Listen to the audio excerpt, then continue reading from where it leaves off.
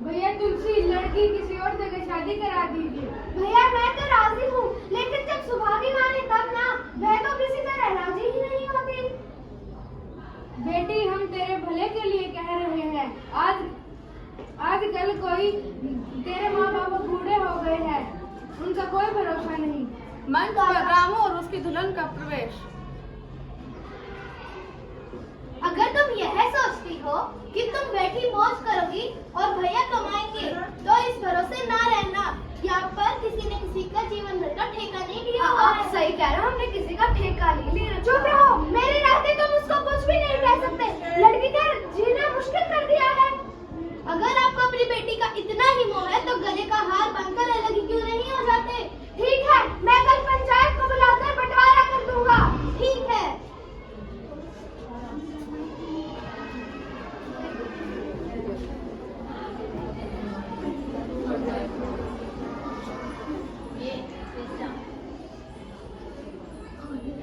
पंचो, अब मेरा और रामू का एक जगह निभा नहीं होता है। मुझे उससे अलग कर दो। हाँ भाई तुलसी, हम तेरे को इंसाफ दिलाएंगे।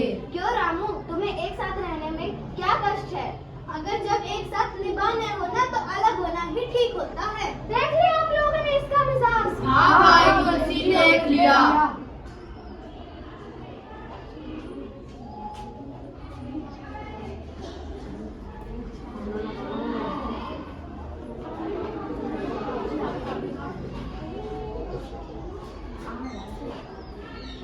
अरे देखो, ये कितनी अच्छी लड़की है, कितना काम करती है। क्यों, सही गाना बहन बन ले।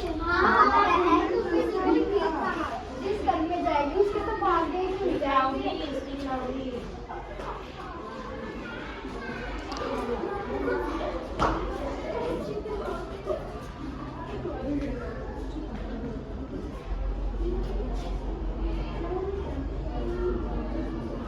भैया भैया चलो देखो, दादा को पता नहीं क्या हो गया। फिर मैं क्या डॉक्टर हकीम हूँ जो जाकर देखूं? जब सही थे जब तो तुम उनका गले का हार बनकर अलग हो गई, अब जब मरने लगे तो मुझे बुलाती हो। हाँ दीदी, क्या हुआ दादा को?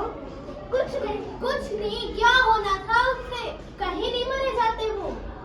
आग देने तो आप ही जाओगे। मैं तो नहीं जाने वाला कहीं पे, सब कुछ उनकी प्यारी सुभागी ही कर लेगी। फिर गांव में मुंह कौन दिखाएगा? बस अब मुझे उपदेश मत। हाँ दादा को क्या हुआ? बेटी, अब तुम्हारे दादा इस दुनिया में नहीं रहे। दादा उठिए, दादा दादा।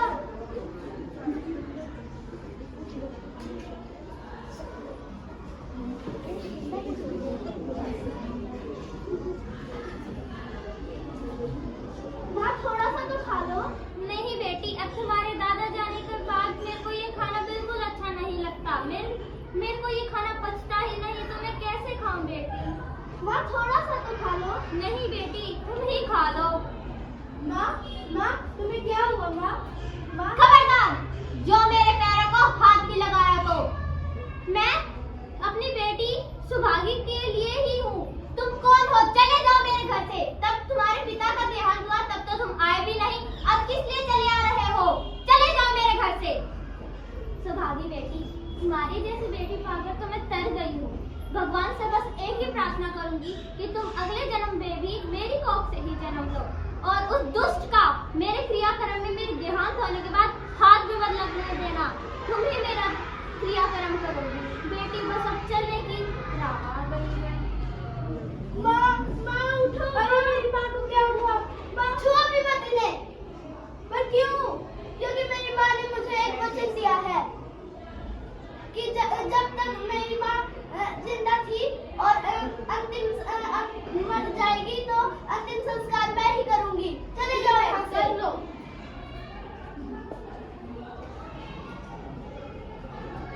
बेटी सुभागी, क्या कर रही हो? कुछ नहीं काका, अब तो बस माँ बाप का जो 13वीं में कर्ज लिया था वो आपको लौटाने आई थी। नहीं बेटी, मुझे ये नहीं चाहिए। ये तो आपको लेने ही होंगे काका। बेटी मैं तुमसे एक बात कहना चाहता हूँ, कहो तो मैं कहूँ।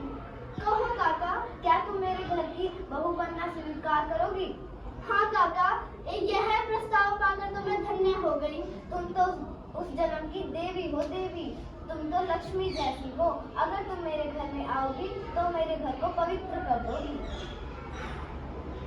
धन्यवाद।